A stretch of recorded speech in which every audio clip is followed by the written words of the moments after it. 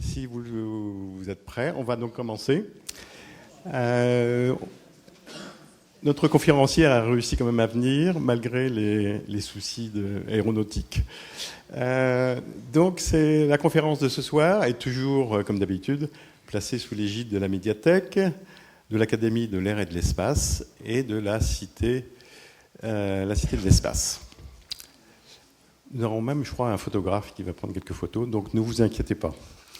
Le sujet de ce soir, c'est l'espace, mais l'espace, pas celui qu'on voit d'habitude, c'est l'espace vu depuis le bas, depuis le sol. Voilà, je crois que c'est un sujet important, surtout avec le développement très considérable des constellations en orbite basse, que ce soit des constellations de télécommunications. Certaines, là, on peut défrayer la chronique, puisqu'on parle de centaines de satellites. Certains ont été fabriqués à Toulouse, OneWeb, pour ne pas le citer. Et donc, je crois que c'était toutes les 3 semaines ou tous les mois, il y a un lancement Soyouz qui envoie 34 satellites d'un coup dans l'espace, tous les mois. Jusqu'à 600, un peu plus de 600 sont prévus. Et alors, pire, si on peut dire, Elon Musk, aux États-Unis, donc, met en place une constellation aussi, mais là, probablement de plusieurs milliers de satellites. Et là, lui, il les lance par 60 d'un coup. Voilà. Et donc, vous avez pu voir, peut-être, au coucher du soleil ou le matin, lors des lancements, on voit les perles éclairées par le soleil, 60 satellites. C'est assez impressionnant. Donc certains ont cru que c'était des ovnis. Pas du tout. Ce sont des satellites de télécommunication pour assurer des liaisons Internet sur le globe, sur tout le globe. Et puis d'autres affaires aussi que vous avez pu peut-être entendre parler, qui sont les petits satellites d'étudiants, tels que Super Héros en a lancé tout récemment, le 18 décembre, sur une fusée Soyouz, on a lancé iSat, qui est un petit satellite, gros comme une boîte à chaussures. Il faut savoir qu'il y en a plusieurs centaines lancés chaque année. Voilà, alors ce sont des petits satellites qui sont tout petits, bien sûr, mais qui sont très nombreux. Donc tout ça fait qu'il y a beaucoup de monde maintenant dans l'espace. Ce qui pose 2 problèmes. Un problème, si on peut dire, de risque de collision. Alors quand vous avez des astronautes dans une station, ça peut poser quelques problèmes. Et puis également, alors certaines opérations intéressent les militaires, à savoir tous ces satellites. Alors il y a ceux qui sont classiques, civils, et puis il y en a d'autres qui ont d'autres objectifs. Alors bien sûr, il y a le traité de l'espace qui interdit d'avoir des armes dans l'espace, mais néanmoins, les défenses, en particulier la défense nationale française, s'intéressent vivement à tous ces objets. Voilà, donc c'est l'objet de cette conférence ce soir. Notre conférencière est Anne-Marie Mingui, qui est particulièrement bien désignée pour faire cette conférence. Alors Anne-Marie a fait l'essentiel de sa carrière à l'ONERA. Alors on connaît mieux le CNES dans les affaires spatiales, mais l'ONERA aussi a des activités spatiales importantes. L'ONERA, c'est l'Office national d'études et de recherche aérospatiale. Alors on connaît bien sûr l'ONERA avec les souffleries, et le domaine aéronautique, mais il y a aussi une activité spatiale importante. Et Anne-Marie Mingui donc, a fait l'essentiel de sa carrière à l'ONERA, même pratiquement. Au CNES d'abord. Un petit peu au CNES, et beaucoup à l'ONERA, voilà, où elle a eu un cursus très intéressant dans le calcul de trajectoire, la micro-accélérométrie, etc. Et puis elle a pris différentes responsabilités. Alors elle a quitté l'espace quand même pendant quelques années pour aller à Lille, oui. dans le Grand Nord, pour s'occuper donc de l'établissement de l'ONERA à Lille. Et puis, elle était également haute conseillère auprès du président de l'ONERA pour des activités spatiales. Voilà. Actuellement, elle est notre présidente de l'Académie de l'air et de l'espace depuis l'année dernière. Voilà. Elle fait partie de nombreuses institutions, l'AIA, l'IAF. Elle est également médaillée officier de la Légion d'honneur, commandeur de l'Ordre du Mérite, et colonel, il me semble que colonel aussi au titre de l'armée de l'air, colonel en réserve au titre de l'armée de l'air. Voilà, sans plus attendre, je lui laisse la parole. Et puis donc, comme d'habitude, c'est à peu près 1 heure de présentation. Et puis après, l'assistance pourra poser des questions directement à l'oratrice.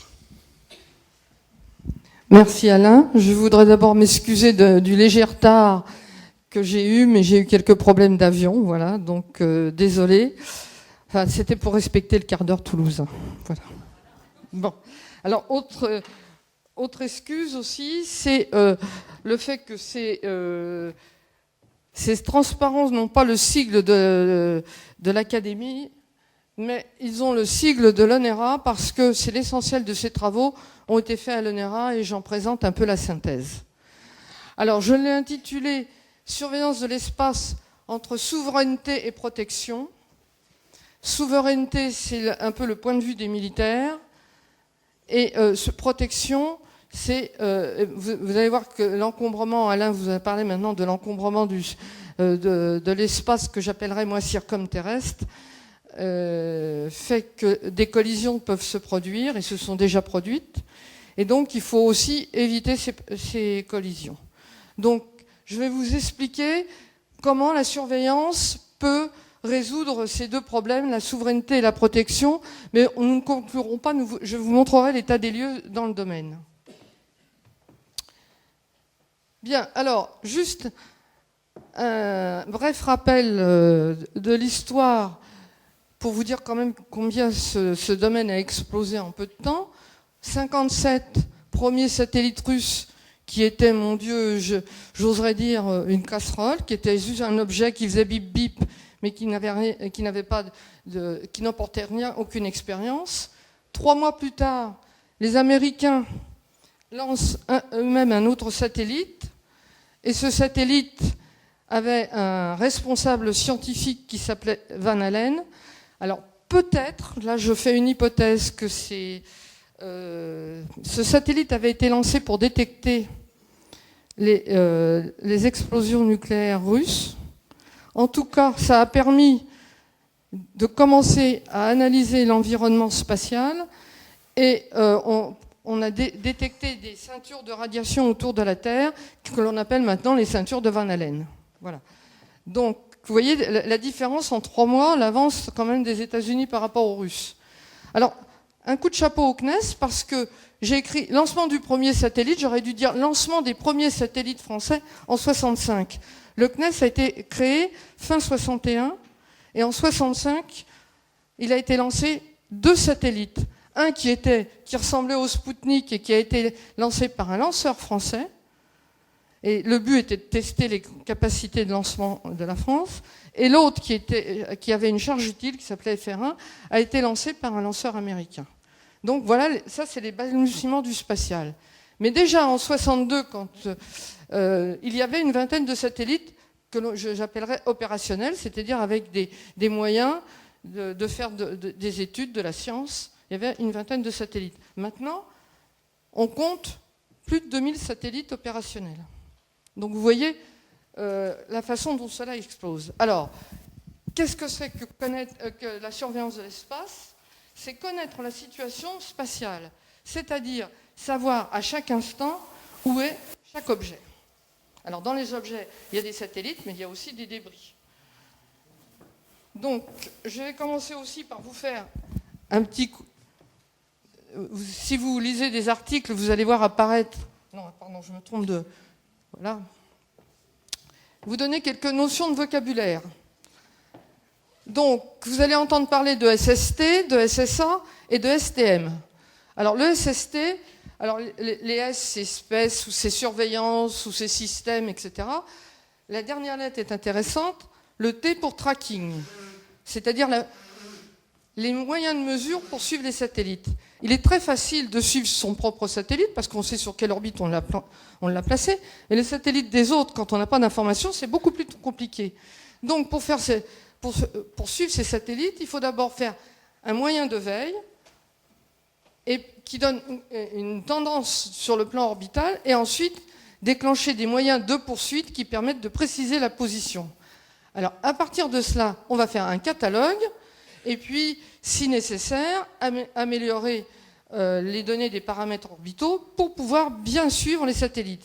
Il faut savoir quand même que dans l'espace, il y a un élément aussi important que le satellite, c'est la station de contrôle du satellite. Donc, pour chaque satellite, il y a des stations de contrôle associées qui permettent de récupérer les données provenant de ces satellites. Et ça aussi, c'est important, d'un point de vue militaire, essentiellement. Bon. Ensuite, on parle d'awareness, c'est-à-dire la protection pour éviter les collisions, mais aussi pour éviter les effets de la météo de l'espace. Le Soleil vit sa vie, il a un cycle qui a une certaine période, ça influence les ceintures de Van Allen, ça influence tout ce qui tourne autour de la Terre, donc ça peut aussi charger le satellite, dégrader certains moyens de mesure. Et puis on vient de voir apparaître récemment le STM, c'est le Space Traffic Management. Entre autres, c'est la FAA qui est une association aéronautique qui règle le trafic aérien, qui a voulu aussi régler le trafic spatial. Bon, alors, les questions qu'on se pose, parce que ça se discute actuellement, c'est faut-il imposer des règles sur le trafic spatial? Et est-ce que les Américains veulent se lancer dans le sujet pour mieux contrôler cet espace circumterrestre? Bon. Donc, le civil comme le militaire ont envie d'éviter les collisions. Par contre, les militaires ont besoin d'avoir certains renseignements sur les satellites qui orbitent autour de notre Terre. Et voir éventuellement s'il faut...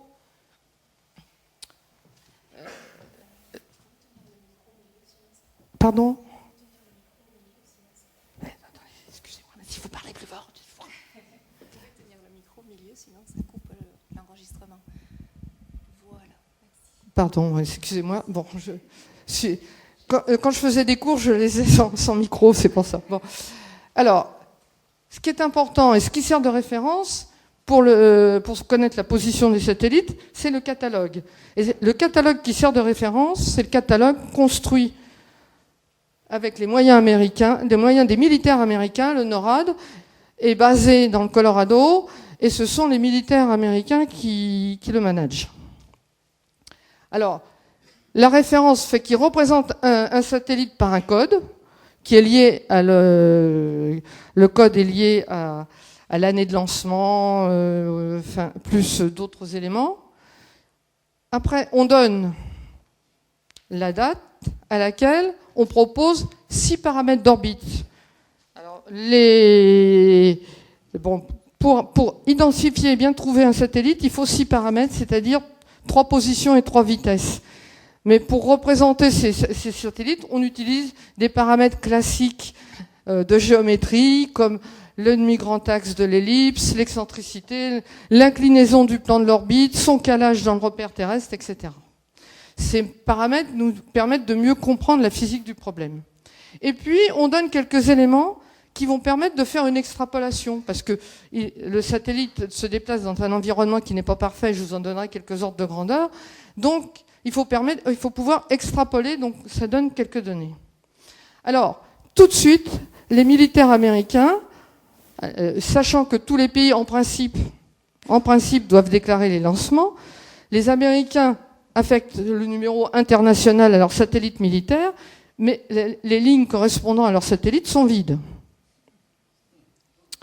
Et puis, on s'est aperçu, en regardant d'un peu plus près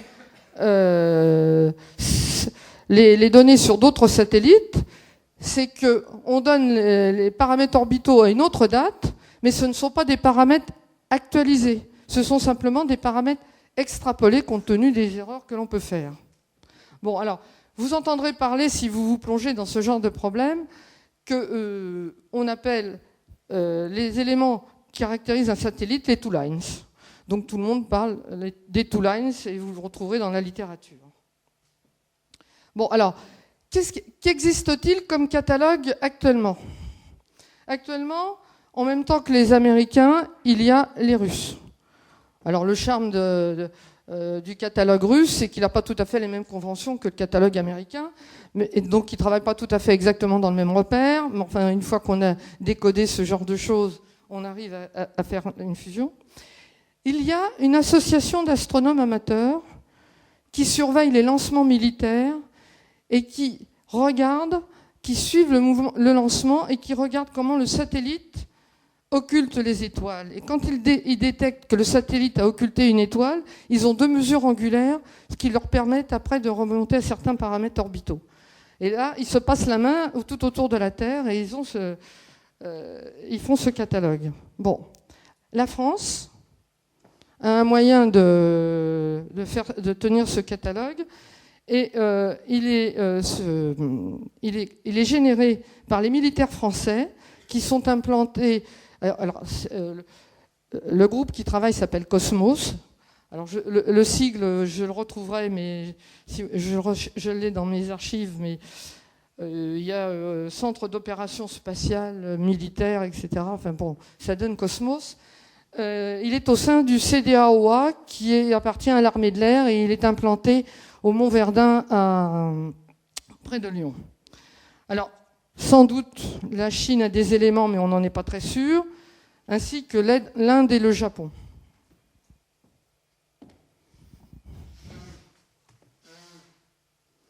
Bon, alors, les militaires se posent cette question.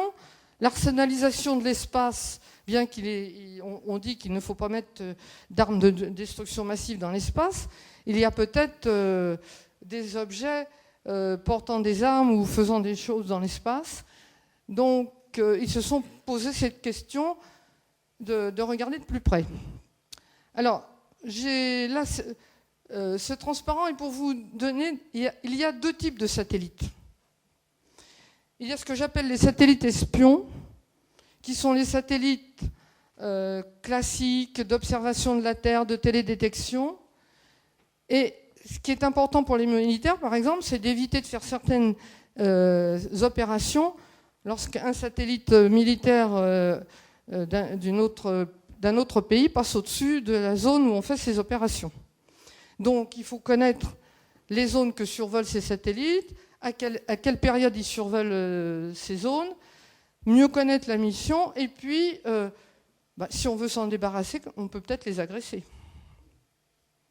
Et puis il y a un autre, ce qui vient d'apparaître maintenant, un autre type de satellite que moi j'aurais appelé patrouilleur, mais que l'état-major appelle butineur. Ce sont des satellites qui sont là pour regarder de plus près les satellites en orbite. Alors là, ils vont essayer de s'approcher, ils vont regarder, et à ce moment-là, si on veut protéger nos satellites, il faut pouvoir les éviter, se déplacer. Enfin, il y a toute une stratégie à développer. Alors, je m'excuse auprès des gens du CNES qui sont dans la salle, parce que là, je vais donner des choses que beaucoup connaissent, mais là, c'est pour vous recaler un petit peu dans les missions satellites et vous donner des exemples et vous montrer quels sont les problèmes. Bon, alors, je vais identifier essentiellement 3 orbites. Les orbites basses, qu'on appelle Low Earth Orbit, en rouge. Les orbites moyennes, qu'on appelle Medium Earth Orbit. Les orbites hautes, qui sont les orbites Geostationary Earth Orbit. Et puis, j'ai appelé les exotiques les interplanétaires, et la seule qui nous intéresse parmi les exotiques, c'est l'orbite de transfert vers l'orbite géostationnaire, parce qu'elle est circumterrestre. Les autres, c'est de l'interplanétaire, donc ça ne concerne pas pour l'instant la surveillance de l'espace. Alors, donc, ces couleurs, vous voyez, c'est pour les repérer sur les planches suivantes, et je vous ai donné des exemples de missions. Alors, vous pourriez en rajouter d'autres, c'est des exemples donnés, hein. L'observation optique, tout le monde connaît SPOT. Côté militaire, il y a Helios. Les constellations de télécom, c'est déjà une constellation, c'est une des premières constellations en orbite basse. Elle s'appelle Iridium. Pour les militaires, vous avez l'écoute. Vous avez de la météo. On a commencé par faire de la météo en géostationnaire et tout le monde a vu les photos de Météosat au journal télévisé, mais là, il y a des satellites tels METOP. Et puis, vous avez des exemples, beaucoup de manip scientifiques, comme la manip de Gotche qui mesure la variation, les évolutions du champ de potentiel terrestre. Alors, après, on a développé les lanceurs n'ayant pas, au début de l'histoire, les lanceurs n'étant pas très puissants, on a surtout utilisé des orbites LEO, et après on a découvert l'intérêt des orbites géostationnaires. Donc c'est là qu'on a augmenté la puissance des lanceurs et que l'on a introduit les satellites de télécom en orbite géostationnaire parce que ça servait de relais pour les télécommunications. On a placé des satellites de météo, et là vous retrouvez Météosat, et puis on peut placer des satellites d'alerte avancés pour les militaires. Bon, alors, les orbites exotiques, les orbites exotiques qui sont interplanétaires sont aussi scientifiques, c'est pour découvrir les milieux interplanétaires, mais elles sortent de mon propos aujourd'hui. Alors, je vais vous donner quelques ordres de grandeur, parce que ça c'est très important pour comprendre la difficulté du problème. Alors, oui, j'ai oublié de vous parler de l'orbite MEO qui est réservée aux satellites de navigation et qui est arrivée après, parce qu'on se débarrasse de toutes les perturbations entourant la Terre et on obtient, grâce à ces orbites beaucoup plus précises, on peut faire le point et on fait de la navigation par satellite. Alors, les orbites basses, elles sont inférieures à 2000 km d'altitude. Elles sont forcément supérieures à 200 km. Pour faire un tour, il faut au moins être à 200 km d'altitude. Et vous voyez la vitesse, elle va de 7,5 à 6,9 km par seconde. Donc quand on veut les ordres de grandeur, on prend 7 en moyenne, 7 km par seconde pour faire les calculs en orbite basse. Les orbites MEO, elles sont entre, enfin c'est assez large, mais autour de 20 000 km, et elles vont encore à 4 km par seconde. Et les géostationnaires, ils vont à 3 km par seconde. Donc vous voyez que c'est quand même... les satellites géostationnaires vont vite. Bon, donc là je vous rappelais le rayon terrestre et la vitesse de libération qui est de 11 km par seconde, qui permet de prendre une trajectoire interplanétaire. Et vous voyez que sur l'orbite de transfert vers les géostationnaires, on n'est pas loin de la vitesse de libération.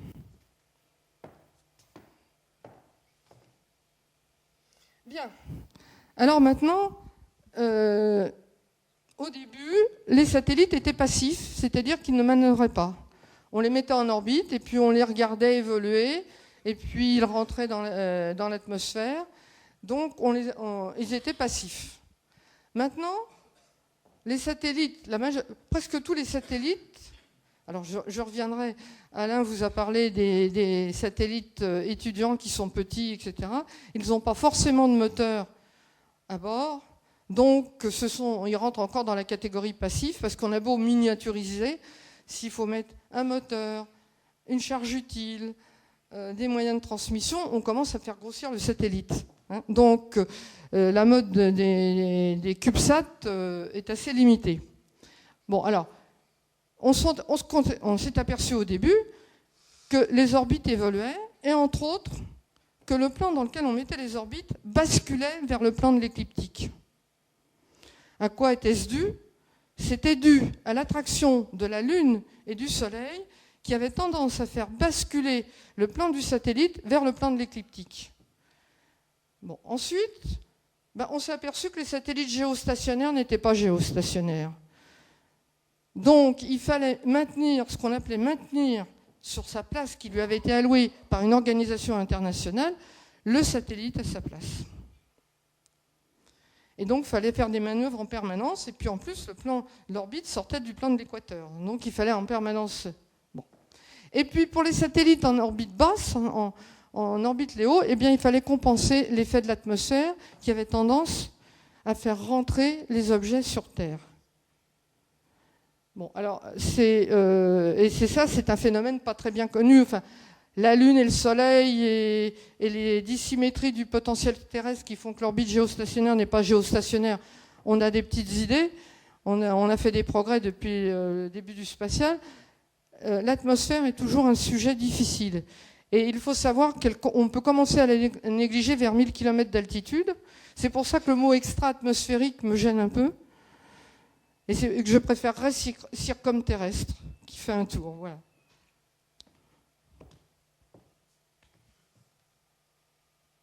Bon, alors là, je vous donne... Je vais passer vite parce que vous montrer qu'on est capable de faire d'évaluer en mètres par seconde. Là, les chiffres bleus, c'est des mètres par seconde, où on vous montre combien cela coûte en mètres par seconde. C'est la façon qu'on a le plus évalué, parce qu'après, ça dépend des caractéristiques du moteur, si on veut transformer ça en ergol ou en puissance. Alors, en fonction de l'altitude en horizontal et en vertical en fonction des variations angulaires du plan. Alors, si vous voulez basculer un plan d'orbite, là j'ai essayé de vous faire une synthèse parce que cette planche est un peu compliquée. Eh bien, si vous voulez varier, c'est des ordres de grandeur, hein, c'est un ordre de grandeur à 1 ou 2% près. Si vous voulez varier de 50 km en orbite basse, eh bien, il faut dépenser 25 mètres par seconde. Et si vous voulez basculer le plan de votre orbite d'1 degré, eh bien, il faut déplacer 130 mètres par seconde. Donc vous voyez qu'on peut monter ou descendre en altitude, ça coûte moins cher que de faire basculer le plan. De plus, lorsque vous voulez faire un basculement de plan, il faut absolument que vous le fassiez à l'équateur, sinon c'est forcément plus cher. Alors là, j'ai retrouvé des calculs anciens.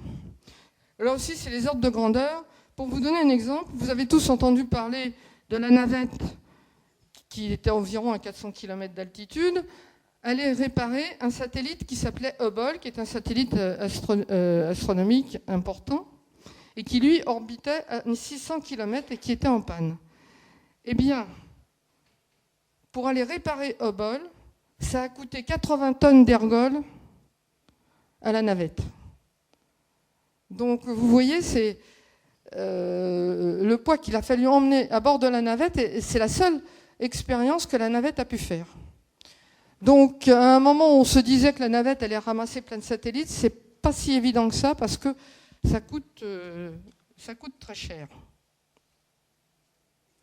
Alors maintenant, voyons comment se répartissent les... Je suis désolée, j'ai pas retrouvé, j'ai essayé de chercher, mais j'ai pas pu compléter, mais je vous donnerai d'autres chiffres. Je me suis arrêtée à 2015, là. Mais vous voyez là, les satellites dans les différentes couleurs d'orbite que je vous avais définies, chez les Russes et chez les Américains. Donc vous voyez qu'au tout début du spatial, vous voyez que les échelles sur la Russie n'est pas la même que l'échelle pour les Américains. Eh bien, l'importance des lancements en Russie. Donc, tout début du spatial, la Russie a été omniprésente et depuis, elle a considérablement diminué. Alors voilà un autre un récapitulatif qui montre aussi les satellites lancés par pays. Donc, vous avez les couleurs, nous indiquent la nationalité du satellite, et le pavé nous dit de quel endroit ils ont été lancés. Donc vous voyez encore l'omniprésence russe et américaine dans cette affaire. L'Europe a quand même pas mal a lancé quand même 443 satellites, mais vous voyez aussi que plein de pays maintenant se rangent dans cette activité. Alors là, maintenant, je vous présente aussi toujours des comparaisons entre les satellites civils et les satellites militaires. Donc, vous avez les années en abscisse, et là, vous avez la télédétection militaire en bas, télédétection civile au-dessus de l'axe, et au-dessus, vous avez les satellites météo. Alors, vous voyez encore toujours l'omniprésence américano-soviétique, et vous voyez la normalisation qui s'établit maintenant à partir des années 2000. Une meilleure répartition. Mais ça vous donne quand même l'importance du militaire dans ce domaine, ce qui est peu connu habituellement.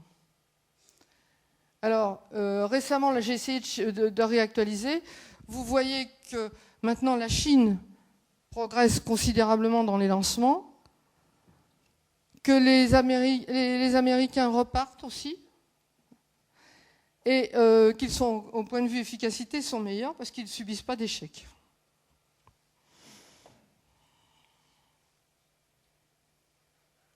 Bon, alors cette planche-là, c'est un peu belle marquise sur le même sujet. Donc vous revoyez encore l'importance du militaire présentée d'une autre façon entre les Russes et les Américains. Alors aussi, ce que vous voyez apparaître sur cette planche, c'est l'importance du commercial maintenant, ce qui n'existait pas au début du spatial parce que tous les satellites étaient étatiques. Bon, alors maintenant, on va rentrer sur qu'on a fait l'état des lieux. On va regarder quels moyens pour faire la surveillance de l'espace. Alors pour faire la surveillance de l'espace, on peut utiliser soit des radars, soit des télescopes. Alors, les télescopes, il y en a déjà beaucoup autour du monde, mais en général, ils ont une dynamique qui pourrait être astronomique, alors que pour suivre un satellite en orbite basse, par exemple, il est très difficile. Un satellite en orbite basse passe en 10 minutes, en gros, au-dessus du site. Vous voyez qu'il faut une dynamique, il faut une motorisation du télescope qui n'est pas toujours évidente, mais il y en a quelques-uns. Et puis, l'inconvénient de l'optique, c'est quand il y a des nuages, on ne peut pas faire grand-chose. Et il faut aussi avoir des moyens d'éclairement assez particuliers. Enfin, les télescopes ont un champ étroit et il faut mettre le satellite dans le champ du télescope, ce qui n'est pas toujours simple.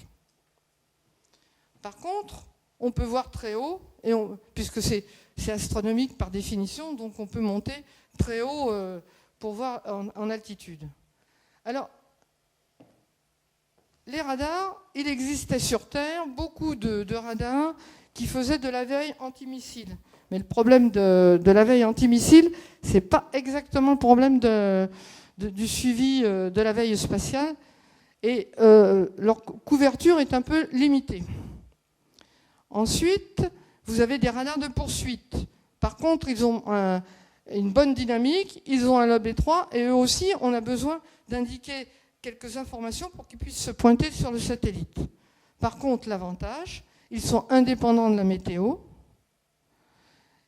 et leur portée est plus limitée, elle est liée à la puissance que l'on met à la base sur le radar. Donc je sais que les Américains essayent de développer des radars actuellement pour observer en géostationnaire. Mais là, ça doit exiger une puissance non négligeable. Parce que un radar, l'onde se réfléchit sur le corps qu'on veut observer et revient. Donc il y a une atténuation en R4, qui est R est la distance moyenne d'observation satellite. Alors vous voyez que pour le géostationnaire, ça peut être très important. Alors maintenant, je vais vous présenter ces moyens de surveillance tels qu'ils existent. Alors, à gauche, vous voyez le système américain. Alors, là, je voulais vous faire remarquer, c'est là que j'ai besoin un peu du pointeur. Quand les Américains ont créé leur système de surveillance, ils ont utilisé tous les moyens qu'ils avaient autour de ce qu'ils appellent le sanctuaire, c'est-à-dire le territoire américain, et tous ces moyens étaient là pour détecter les arrivées de missiles. Donc ils ont utilisé tous ces moyens-là. Ensuite, ils se sont aperçus que quand on a des moyens aussi localisés comme ça, on avait des précisions un peu moins bonnes. Donc ils ont cherché à poser des radars tout autour du globe. Donc vous avez les Français connaissent bien celui d'Ascension. Pardon. Celui d'Ascension qui est plutôt là pour les lancements, qui surveille les lancements depuis Kourou. Ils ont implanté aussi une série de moyens à Diego Garcia. Alors Diego Garcia, comme son nom l'indique, est une île américaine, n'est-ce pas? Et elle a été... ils se sont imposés là parce que lorsque les Russes font des lancements. Les pas de tir sont par ici. Le premier passage des lancements russes passe au-dessus de Diego Garcia. Et puis ils ont complété, donc ils ont implanté un radar en Angleterre, au nord de Londres, un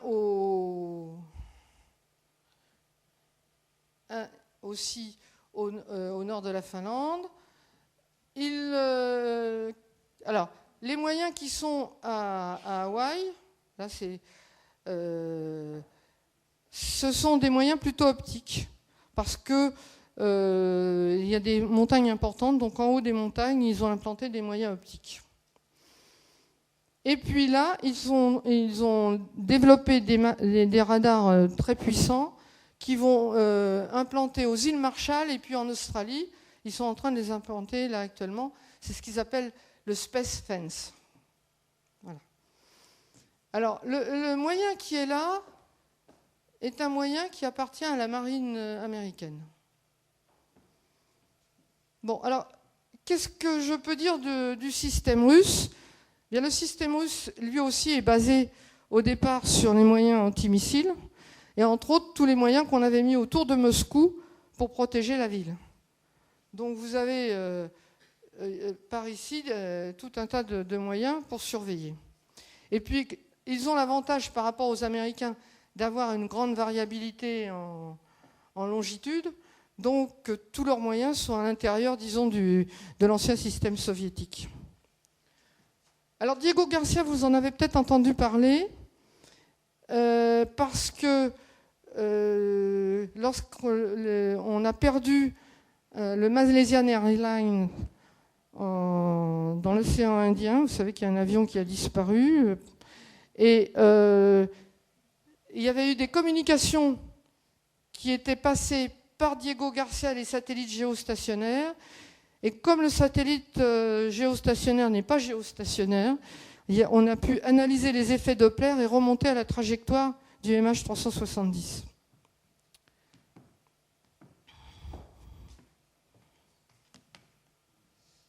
Alors maintenant, les autres moyens. Alors en France, donc, vous avez le système Grave, qui est un radar de veille implanté. Alors, ça veut dire, c'est un système basé sur une base d'émission que vous voyez ici, qui est implantée près de Dijon, et une base de réception qui est implantée sur le plateau d'Albion. Avec ce moyen, vous êtes capable de faire un catalogue.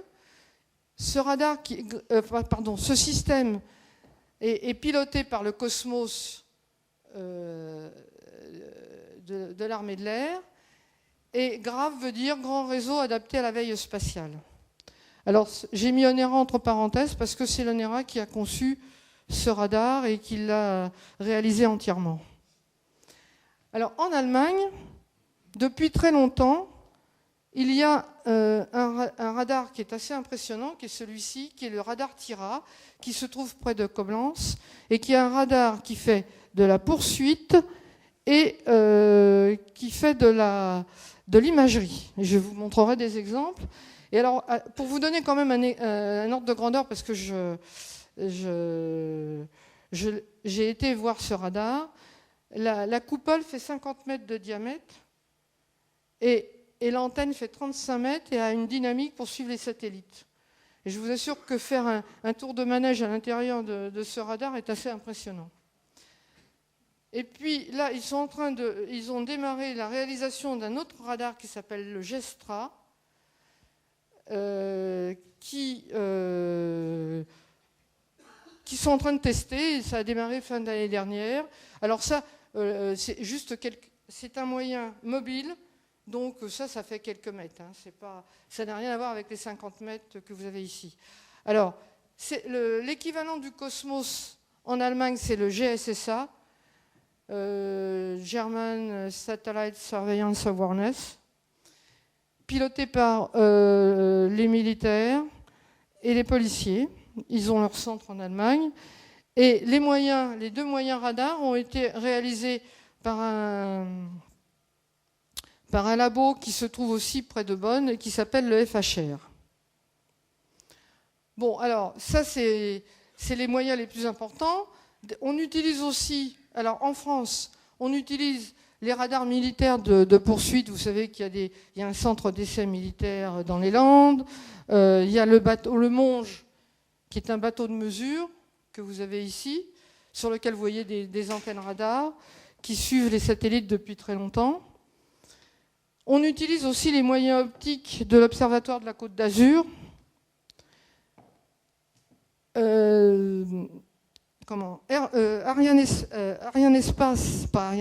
Ariane Group a acheté une série de télescopes qu'on appelle les géotrackers et qui sont placés pour surveiller les géostationnaires. Donc, ils n'ont pas développé de moyens spéciaux, mais ils ont utilisé cela.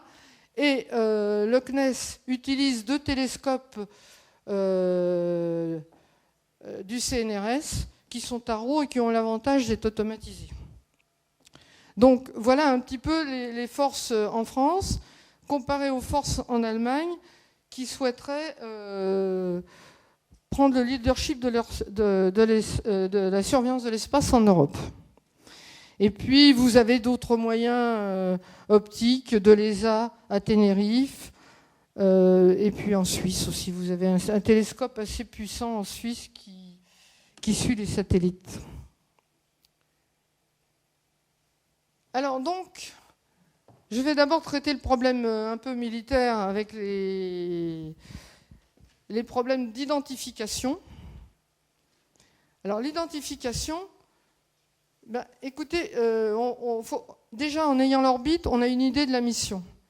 Ensuite, en faisant des images, on peut regarder si c'est un radar, si c'est un télescope, si c'est un satellite radar, si c'est un satellite optique, et remonter aux performances que celui-ci va avoir.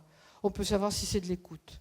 Alors, l'intérêt d'utiliser des moyens seuls pour les orbites basses, c'est que les satellites passent de 4 à 5 fois par jour au-dessus d'un site, donc on a le temps d'utiliser un certain nombre de passages pour avoir des éléments. Alors, l'idée qui vient d'apparaître, c'est d'utiliser les satellites butineurs. Mais utiliser les satellites butineurs, ça veut dire faire des rendez-vous. Et quand on fait un rendez-vous en orbite, eh bien, ça demande toujours beaucoup de temps. Donc, il est plus efficace d'avoir des stations seules que des satellites butineurs, à mon point de vue. Alors, je vous ai donné un exemple. Vous voyez, supposez, il y a une façon très facile pour aller regarder ce qui est en orbite géostationnaire. Vous vous mettez juste un petit peu en dessous de l'orbite géostationnaire, et puis vous laissez le satellite, il va un petit peu plus vite. Il fait un tour plus rapide. Un satellite géostationnaire fait un tour en une journée, en 23h56. Là, vous pouvez gagner une douzaine de minutes. Si vous gagnez une douzaine de minutes pour faire votre tour, eh bien, vous aurez fait une visite de tous les satellites en orbite géostationnaire en 120 jours. Donc vous voyez, alors vous pouvez vous dire, oui, mais je peux peut-être aller plus vite. Aller plus vite, c'est-à-dire faire un tour en 12 heures. Mais pour faire un tour en 12 heures, il faut descendre sur l'orbite médium, qui est à 33 800 km. Donc ça veut dire qu'il faut passer d'une altitude presque de 36 000 à 33 000. Donc il faut faire le temps de faire la manœuvre, puis après il faudra remonter pour viser le satellite que vous voulez voir. Donc vous voyez que l'effet de surprise avec un satellite butineur, c'est pas si évident que ça.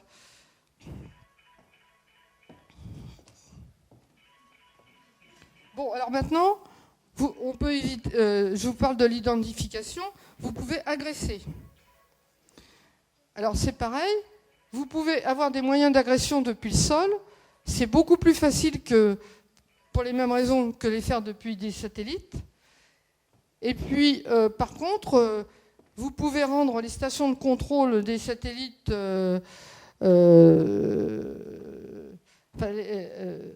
vulnérables en utilisant des cyberattaques. Donc vous pouvez attaquer par des moyens cyber les stations de contrôle et votre satellite ne sert plus à grand-chose. Alors là, je vous ai donné des exemples de photos réalisées, alors les premières par un astronome amateur, Et c'est la station spatiale. Alors la photo de gauche, il a mis quelques observations pour arriver à faire cette photo qui est très jolie. Et puis, à droite, vous avez la même station, mais prise comme ça, un peu au pied levé. Et là, vous voyez la perturbation qui est due à la turbulence atmosphérique. Et ça, c'est le gros problème avec l'optique, c'est que l'atmosphère bouge et brouille l'image. Donc vous avez des choses comme ça. Alors les gens ont inventé un système qui s'appelle l'optique adaptative qui permet de compenser.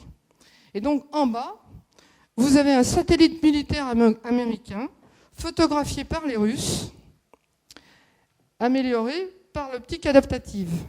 Alors vous pouvez voir qu'il y a des panneaux solaires et on peut remonter grâce à la taille de ces panneaux solaires. Le Lacrosse était un satellite radar américain. On peut remonter à la puissance et à la bande du radar sur le satellite Lacrosse.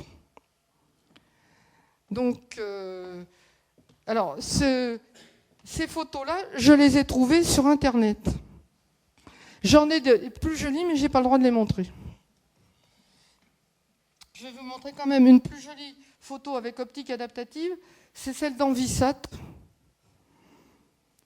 Voilà. Et vous voyez qu'on peut remonter à la taille des panneaux solaires et voir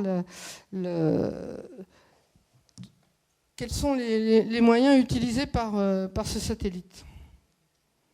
Bon, alors maintenant je vais vous montrer des images radar. C'est des images, ce ne sont pas des photos, c'est ce que j'appelle des images. À gauche, vous avez donc la station et à droite, vous avez la navette. Alors là, vous voyez, radar tira du FGAN. Tout à l'heure, je vous ai parlé du FHR. Le FHR est le nouveau nom du FGAN. Hein. J'ai oublié de rechanger cette planche, mais ces photos-là datent au moins bien d'une dizaine d'années, hein, quand même, la compétence. Alors, ce qu'il faut savoir, c'est que l'image optique et l'image radar sont complémentaires. L'image optique est perpendiculaire à la ligne de visée, alors que l'image radar, elle est dans la ligne de visée. Ce qui fait que si on combine les images optiques et les images radar, on peut faire des images en 3 dimensions. Alors, non, pardon, excusez-moi. Là, maintenant, je vous ai fait un peu un tour de vue sur les problèmes de la surveillance au point de vue militaire. Maintenant, je vais vous montrer un petit peu le problème d'un point de vue protection et débris. Alors, à l'époque, cette planche correspondait à 20 000 objets répertoriés supérieurs à 10 cm. Ils ne sont pas tous catalogués, hein, sur cette taille-là. Ils sont... mais on peut évaluer la densité, donc l'erreur n'est pas très grande. Par contre, ces images sont un peu pessimistes, parce qu'un point doit faire 300 ou 400 km, alors qu'un satellite, ça fait que une cinquantaine de mètres. Donc vous voyez, le point est trop gros par rapport à la taille de la Terre, et c'est pour vous remonter le moral, c'est pas si pollué que ça. Bon, alors, qu'est-ce qu'on observe ? Et là, je vais vous... Les objets actuellement en orbite, il y a en gros 5% qui sont des satellites en activité. Il y a 17% qui sont des satellites qui ne sont plus en activité, ils ne peuvent plus transmettre, ils sont finis. Quand vous faites un lancement, le 3e étage est toujours mis en orbite avec le satellite. Donc vous avez... Mais cette orbite va s'user et le 3e étage va rentrer, mais enfin vous avez en gros 13% d'étages de lanceurs. Et puis, vous avez 65% de fragments, des boulons, des choses qui ont cassé pendant les séparations d'étages, et des choses comme ça. Alors, j'ai vu une conférence du CNES il n'y a pas très longtemps qui dit il y a actuellement 8000 tonnes d'objets artificiels en orbite. Alors, vous allez me dire 8000 tonnes, c'est énorme, mais moi, je vous donne en dessous... La Terre croise des queues de comètes et croise des météorites. Et donc, par an, il retombe sur Terre de 50 à 80 000 tonnes de météorites. Et si vous allez voir les premiers, la première navette, il y avait plein de petits éclats. C'était des éclats de météorites qu'elle avait croisés en orbite.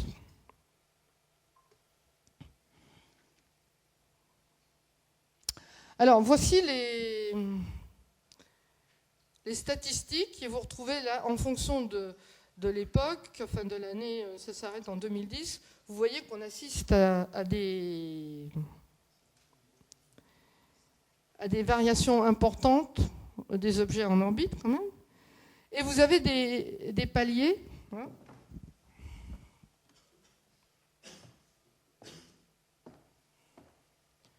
Alors, pour beaucoup, ça c'est l'échec du vol 16 d'Ariane. Et ça, c'est un essai anti-satellite des Chinois dont on a beaucoup parlé. Ça vous montre le nombre d'objets mais de petite taille qui ont été créés. Et puis là, attendez, j'ai perdu le...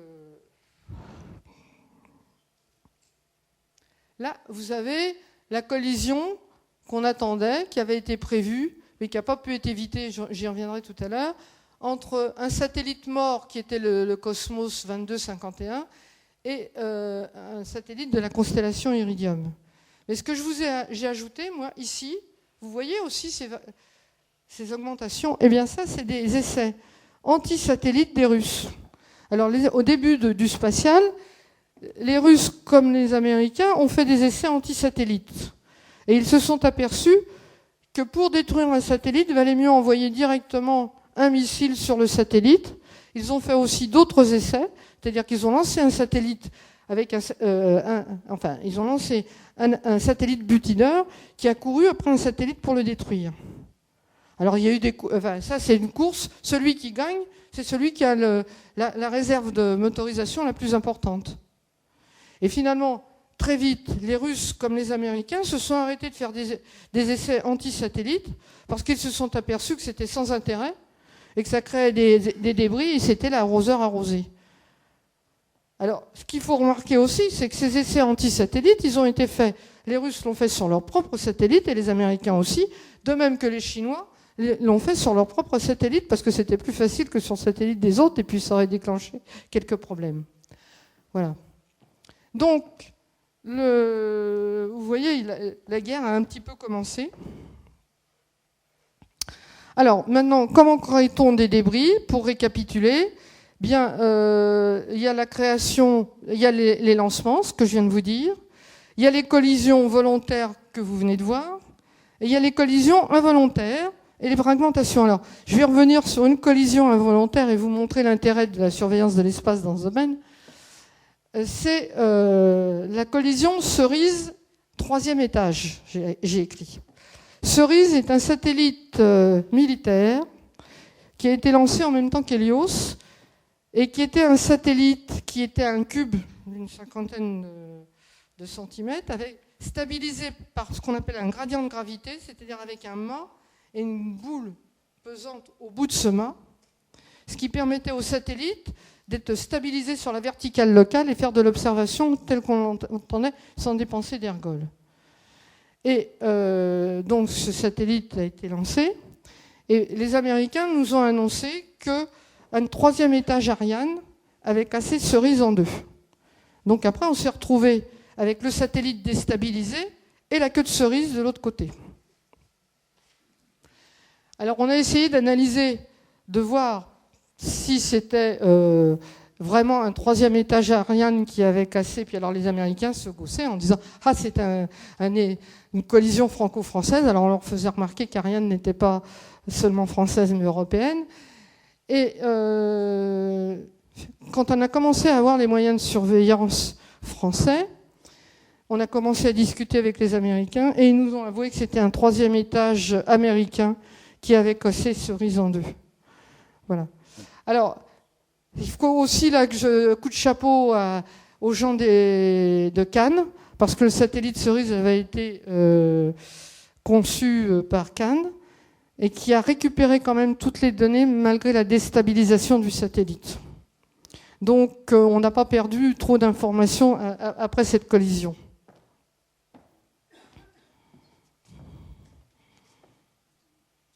Bon, alors, Iridium et Cosmos, vous voyez que la collision a eu lieu en 2009.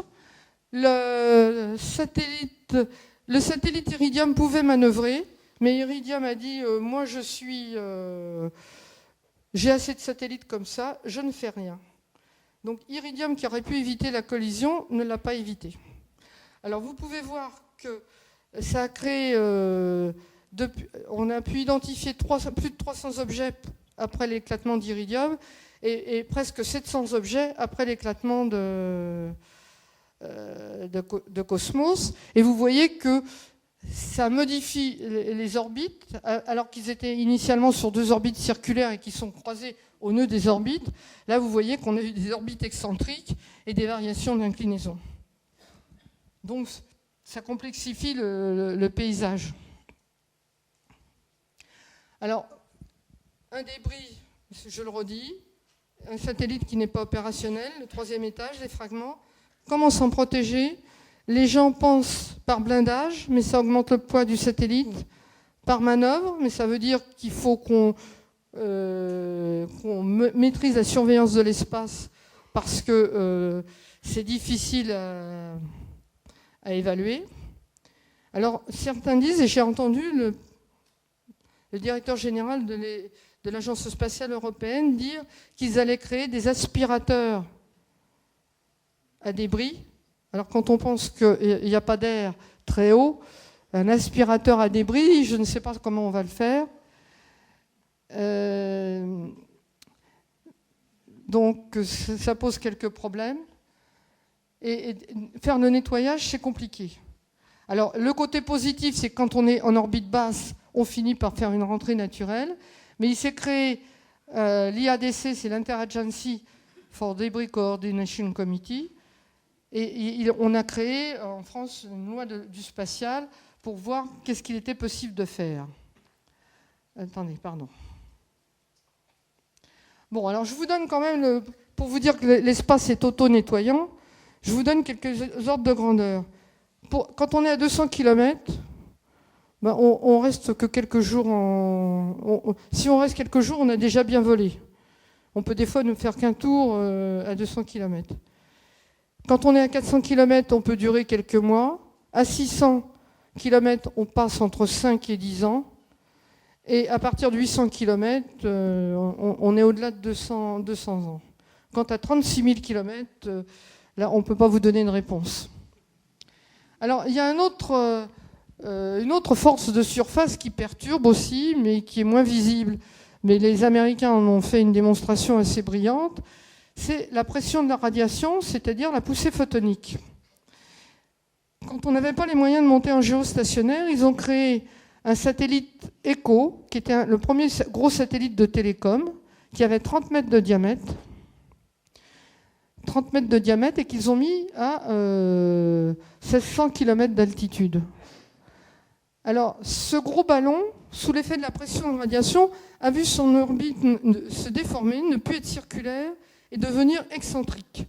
Et avec un périgée de plus en plus bas, ce qui fait que le satellite a freiné, et au lieu de durer très longtemps, eh bien, il n'a duré que 8 ans en orbite. Il est rentré naturellement.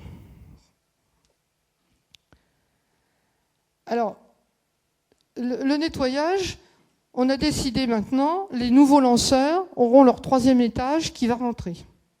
Mais faire rentrer un 3e étage de lanceur, ça coûte aussi de l'énergie, donc il y aura ça a un coût. Et on va surveiller surtout les 2 zones qui sont déjà identifiées, sachant que la zone MEO est plus difficile à identifier. Pour les satellites géostationnaires, on a décidé de garder un peu d'ergol à bord du satellite et de l'envoyer au-delà de l'orbite géostationnaire et de le mettre ce qu'on appelle une orbite cimetière. Donc, si on le faisait descendre, il pourrait gêner et couper les communications. Au-delà, il n'est pas gênant. Et pour les orbites basses, on veut imposer une règle qui est, il faut que tous les satellites ne restent pas plus de 25 ans en orbite. Donc ça veut dire qu'il faut garder une réserve d'ergols aussi à l'intérieur des satellites pour les faire rentrer. Et si on veut les faire rentrer avec précision, eh bien, ça coûte forcément de l'argent.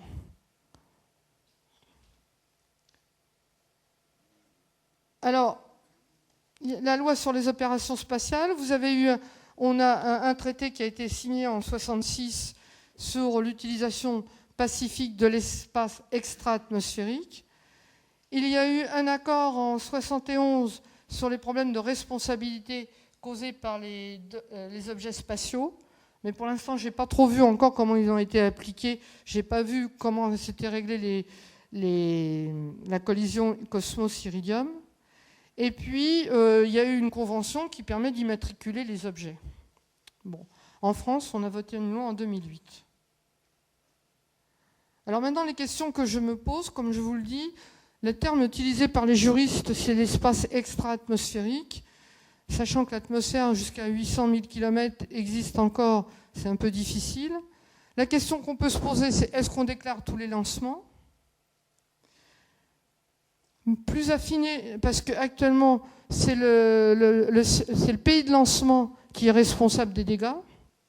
Donc, faut-il maintenir cette responsabilité ?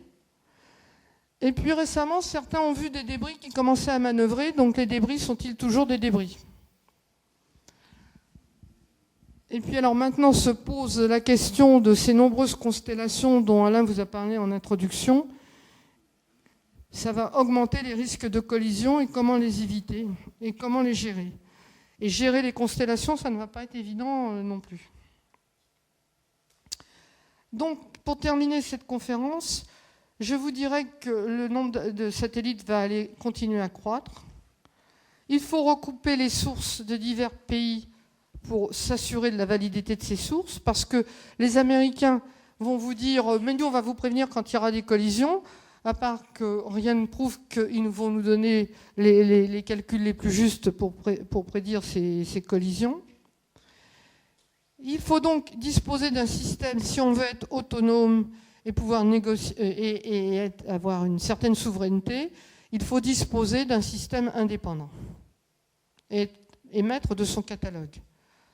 Alors, dans tout ce que je viens de vous raconter, le plus important, c'est la poursuite. Donc, c'est le SST, parce que c'est ce qui permet de prendre toutes les décisions.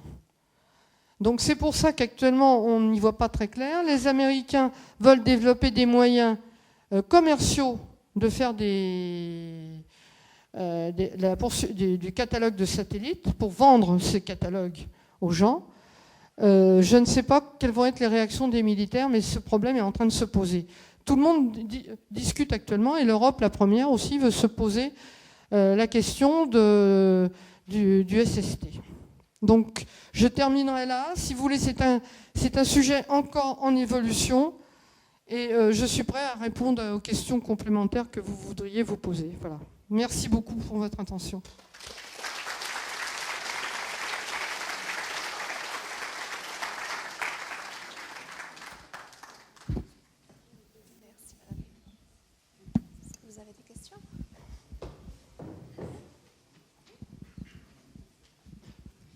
Oui, merci Anne-Marie pour cette belle conférence. J'ai une première petite question toute pointue et puis une autre qui est une remarque un peu plus large. La petite question pointue, c'est à propos de la pression de radiation avec le satellite ECHO. C'est quelle pression de radiation qui vient d'où ? Tu as un doute ? Tu as un doute sur ce... Non, j'ai pas un doute. Je veux savoir la pression de radiation. C'est solaire ? C'est le soleil, c'est les photons de la lumière qui tape sur la surface. Oui, je sais ce que c'est que la pression de radiation, mais c'est celle du soleil. Oui, du fait du soleil. D'accord. Ok. La remarque, eh bien, c'est une remarque un peu générale sur laquelle on va peut-être revenir, c'est que ces satellites, et en particulier tous les satellites qu'on envoie maintenant, qu'on a commencé à envoyer, c'est pas futur parce que ça a commencé, les constellations de satellites avec de très nombreux CubeSat, Ça provoque des problèmes pour les observations du ciel à partir du sol pour les astronomes. Et donc, il y a actuellement, les astronomes se motivent énormément déjà pour en discuter, parce que les gens qui envoient des satellites ne pensent pas beaucoup à ces problèmes de ces grands instruments d'astronomie au sol qui vont avoir de plus en plus de problèmes. Il y en a déjà eu. Il y a déjà eu des collègues qui ont perdu leurs observations au Chili à cause de passage de satellites dans la ligne de visée. Oui, donc c'est un problème très important. Donc je voulais savoir ce que tu en pensais. Bon, là, quand on voit qu'on parle de satellites, des constellations de 6000 satellites, je compatis avec les astronomes parce qu'effectivement, ça va considérablement compliquer la tâche. Alors, certains vont peut-être se dire utilisez des télescopes en orbite, vous serez au-delà des constellations, mais enfin, je pense que c'est plus difficile à analyser et à dépouiller. Enfin, je sais que... Alors, il va falloir réglementer, mais ce que je crois comprendre, là, ce qu'a voulu faire la FAA, c'est réglementer pour appliquer ses propres règles, et non pas pour protéger les astronomes. Donc il faut peut-être faire... j'avoue qu'il y a quand même une solidarité des astronomes. Il faudrait peut-être qu'ils se fédèrent autour de la Terre pour manifester, parce que je pense que les... Hein? Bonsoir. Par ici. J'ai une question par rapport sur une planche. Vous mettiez une courbe avec le nombre de débris de satellites depuis peut-être les années 60, je pense. Et on voyait un moment, je ne sais pas si vous pouvez revenir dessus, on voyait un moment, en fait, il y a parfois, on avait une courbe de décroissance qui avait l'air... vous voulez que je revienne sur... ça devait être peut-être diapositive dans les 20, peut-être avec les...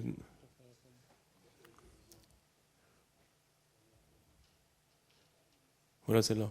Et donc, parfois, en fait, on voit qu'il y a une grosse décroissance du nombre de débris. Et parfois non. Comment se fait-il que justement qu'on n'ait pas une sorte de constance ou une tendance en fait à décroître? Surtout pour les fragments. Si vous voulez, le problème de ces débris, quand ils sont au-delà de 800 km d'altitude, ils vont mettre des siècles pour redescendre. Ça va dépendre, si vous voulez, la façon dont ils sont freinés naturellement, ça dépend du rapport surface sur masse.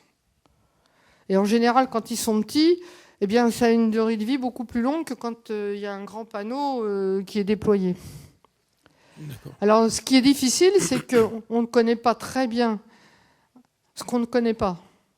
On ne connaît pas avec grande précision la densité atmosphérique.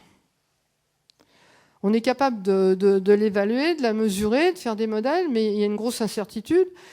Et le choc, on ne peut pas faire d'essais en soufflerie, parce que quand on fait des avions, là c'est pareil, l'atmosphère freine les avions en fonction du rapport surface sur masse, mais on est capable de faire des essais en soufflerie. Par contre, là, on ne peut pas, parce que ce n'est plus un régime continu, c'est un régime moléculaire, et c'est le choc des molécules sur les parois qui freine l'objet. Et ça, on ne sait pas l'évaluer, donc il y a une grosse incertitude là-dessus. Et on peut se tromper de beaucoup. En plus, l'atmosphère évolue, et il y a un cycle solaire qui est de un peu plus de 11 ans, et quand on est en forte activité solaire, l'atmosphère est plus agitée, donc ça redescend plus vite. Donc vous voyez, il y a tout un tas d'éléments qui jouent et qui font qu'on a du mal à évaluer ces problèmes. Je vous remercie.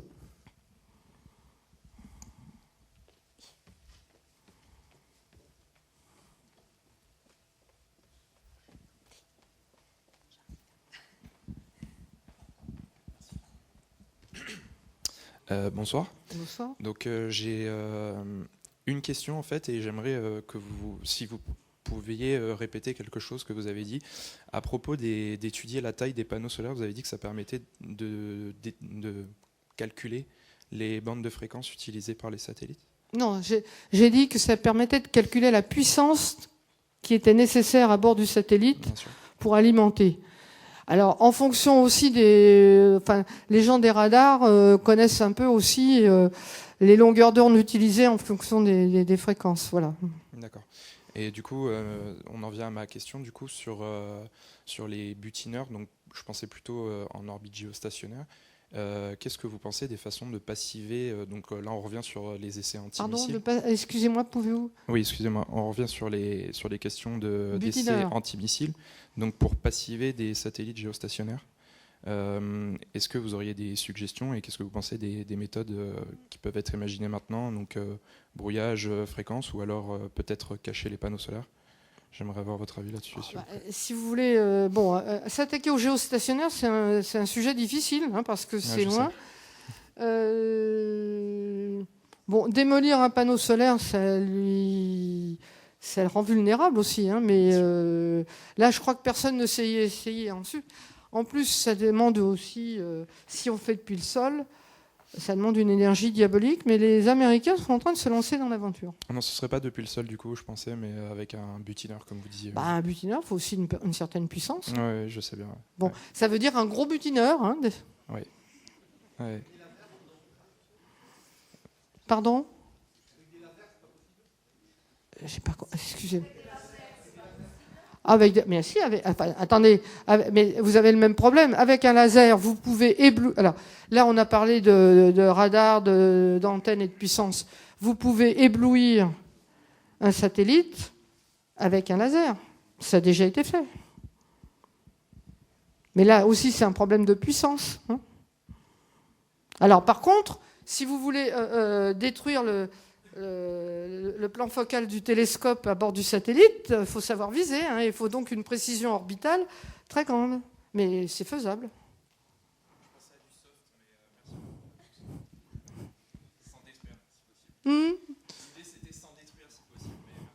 Mais vous pouvez aussi vous pouvez éblouir sans détruire. C'est un problème de puissance. Oui. Bonjour. Oui, je voudrais savoir, de la même façon qu'on a fait des avions furtifs, est-ce qu'on peut imaginer, ou ça existe déjà, des satellites dont la conception a été faite pour être furtif, aussi bien optiquement que d'un point de vue radar? Pour des satellites furtifs. Alors là, la furtivité, c'est quelque chose de difficile, parce que ça dépend de la longueur d'onde. Vous ne pouvez pas être furtif sur tout le champ. Alors, il y en a qui peuvent envisager de faire une furtivité active, mais là aussi, ça devient très compliqué parce que vous pouvez avoir sur le sol plein de moyens d'observation dans différentes longueurs d'onde, qu'elles soient visibles ou radar, et le satellite furtif, c'est quand même quelque chose de très difficile à envisager.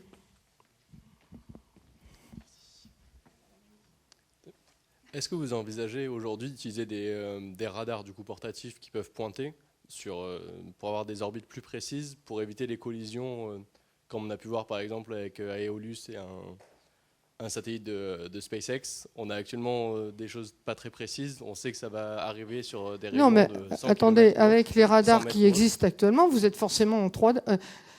Pour identifier un satellite, il faut 6 paramètres. Donc vous êtes forcément en 3 dimensions.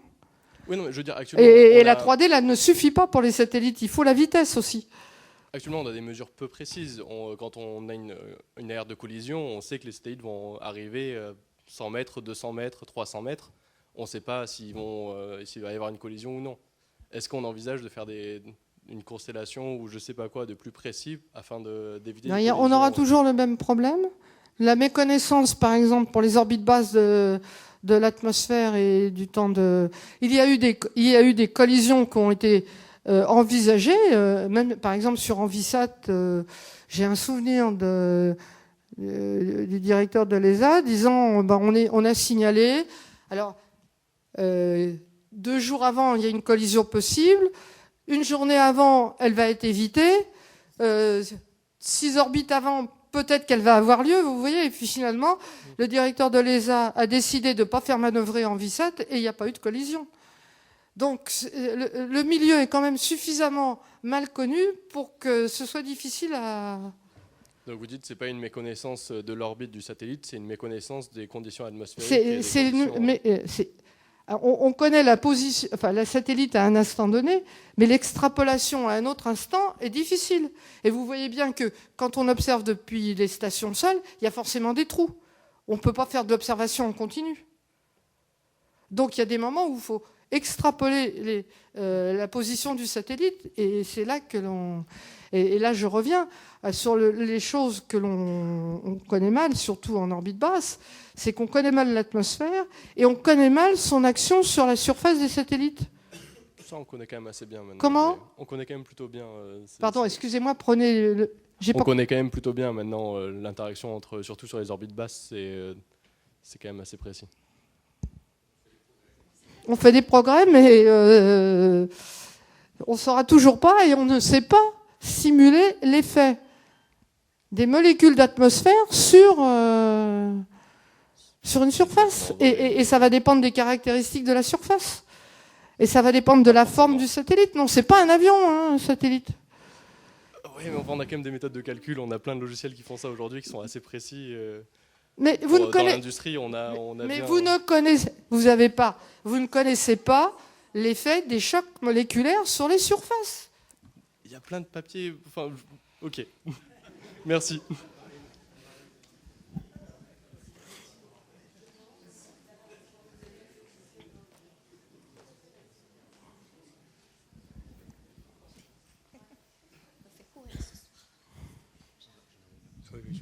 Oui, je voudrais faire un petit commentaire à ce sujet-là. En réalité, quand les satellites sont des débris, bon, il faut les observer depuis l'extérieur. Effectivement, les incertitudes, elles sont ce qu'elles sont. On cherche à améliorer. Quand il s'agit des satellites actifs, et quand on parle de constellation, il s'agit de satellites actifs.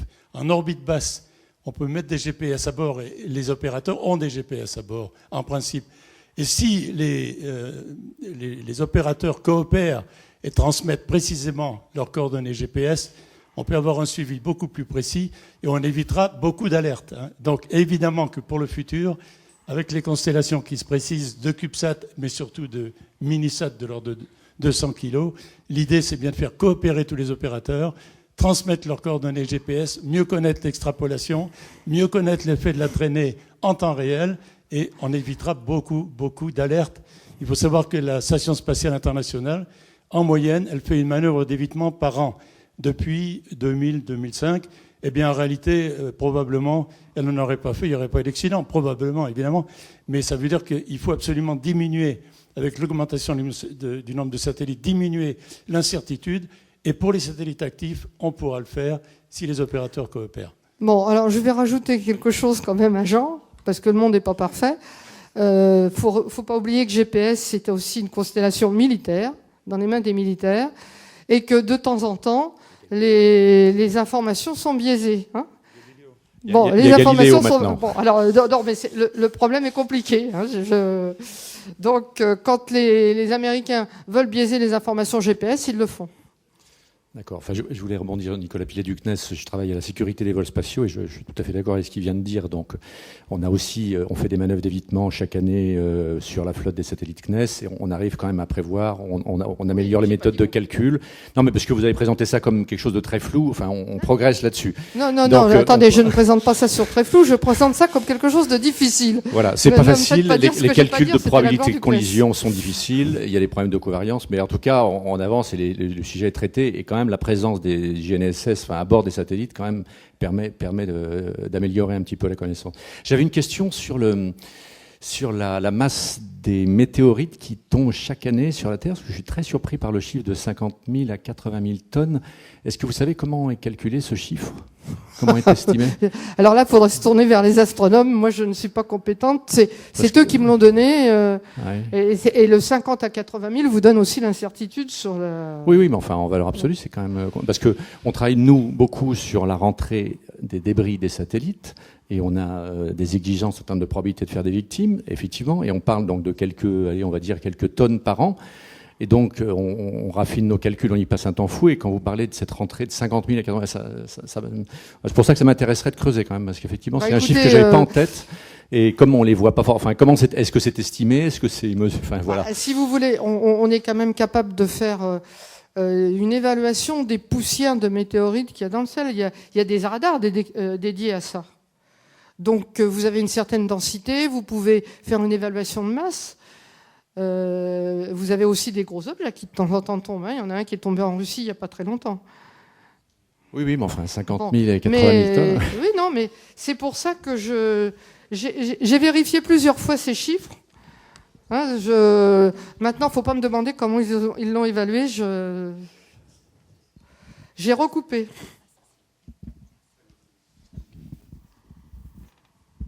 Bonsoir. Est-ce qu'une réaction en chaîne du type du scénario du film Gravity est probable, possible, avec une rapidité aussi importante? Je ne sais pas si vous avez vu le film Gravity.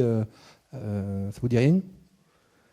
Le film Gravity. Oui, mais je n'ai pas vu le film Gravity. Ah, alors... Il y a des moments où j'ai envie de faire autre chose que du spatial. Voilà.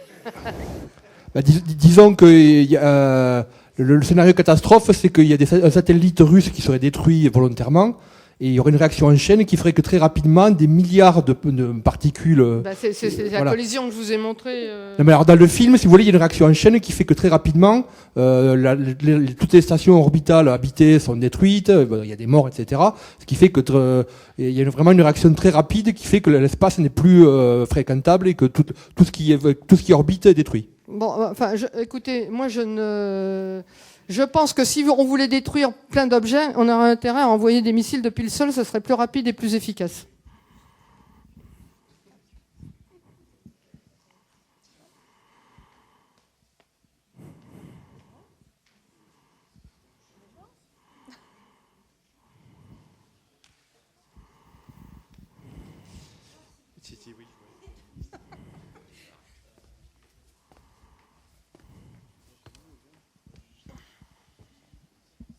Bonsoir. Une petite dernière question, alors peut-être juste avant la conclusion. On a vu récemment au jour d'innovation CNES, la JAXA qui se vantait d'avoir des programmes civils de nettoyage de l'espace, où en gros ils vantent le fait de maîtriser le rendez-vous, la capture non coopérative et le désorbitage d'un débris. Non, mais sûrement. Mais attendez, capturer quelque chose, c'est toujours possible.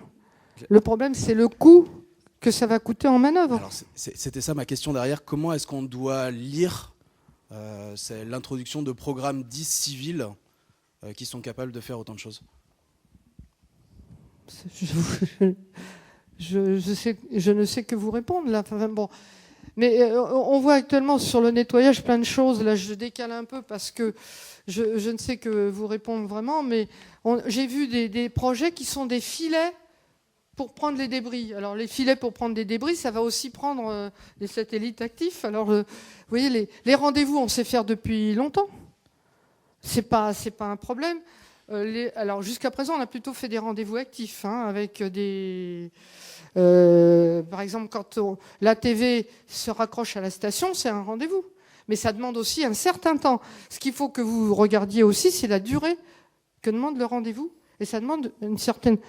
alors, si vous avez des débris passifs, bon, ça doit être facile de finalement y arriver, mais ça va demander un certain temps et ça va coûter aussi assez cher parce que vous en avez ramassé un, mais peut-être pas deux. Je peux juste ajouter quelque chose. Ce que je note dans la question de monsieur, c'est le mot civil, en fait. C'est la récupération des débris aujourd'hui n'est pas financée. Aujourd'hui, il n'y a pas de modèle économique associé à ça. C'est effectivement, enfin, je suis d'accord. Techniquement, ça serait faisable, mais le problème du financement de ça, effectivement, aujourd'hui, donc il y a la NASA, il y a des programmes, et puis il y a des choses dans le domaine militaire. Mais la question du business, de faire du business avec ça, enfin du financement, elle est pas prouvée aujourd'hui. Il y a juste, on se dit, bah tiens, peut-être qu'un jour ça sera nécessaire. Il faudra le faire. Donc certains font des démonstrateurs. Le JAXA, je connais pas. Enfin, les Américains, il y a un satellite actuellement qui va s'accrocher à notre satellite, prolonger sa durée de vie. Donc on va essayer, on va y arriver si on y met les moyens. Mais après, est-ce qu'il y aura une boîte privée qui vendra des services parce qu'il y a des gens qui seront prêts à payer pour ça? C'est ça la question. Donc c'est ça que j'entends dans la question. Le civil, enfin il y aura un problème de coût, ça c'est sûr. C'est juste un commentaire. Hein,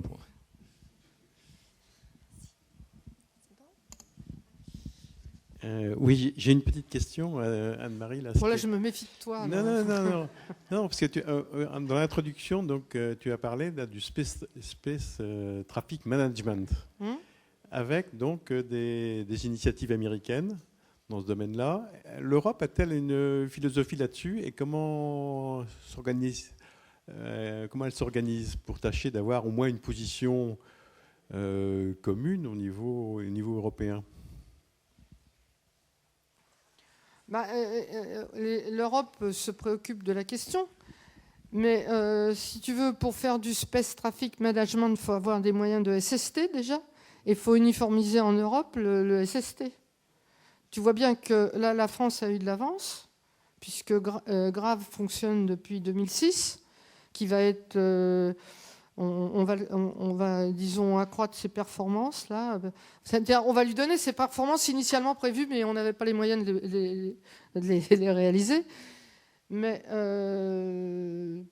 sans SST, alors, les Américains vont vouloir imposer des règles, et les Européens commencent à réfléchir sur les règles, mais il faut en discuter à plusieurs. Alors, je sais qu'il y a un groupe qui s'est créé en Europe, dans lequel on doit trouver l'Allemagne, la France, la Pologne, la Roumanie. Je ne sais pas ce que ça va donner, ce genre de choses. Tu vois, ça demande quand même une certaine connaissance des problèmes. Donc je sais qu'ils s'en préoccupent. Il y a une task force spatiale à Bruxelles. Alors, les gens évoquent Toreron, d'autres pas. Enfin, c'est en discussion.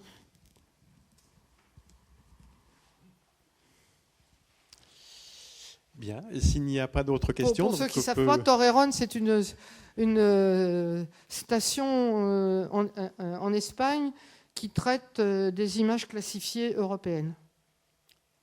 Absolument. Juste, je peux rappeler que...